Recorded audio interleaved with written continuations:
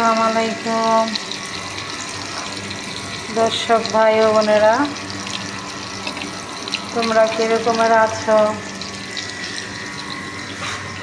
আশা করি সবাই ভালো আছো।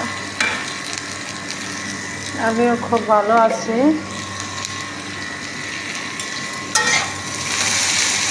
এত সুখের মাঝেও দুঃখের কথা কিছু কিছু মনে হয়। মানুষের জীবন কত কষ্টের জীবন। আজকে নাই ছেলে, নাই স্বামী, তার জন্য প্রবাসে পড়ে আছে। কত কষ্টের জীবন।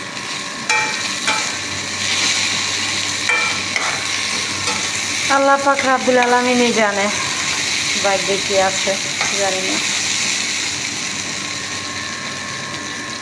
তবে কিনা ভালোই আছে, আল্লাহ পাক রাব্বুল আলামিন ভালোই রাখছে। দোয়া করবেন আমার জন্য,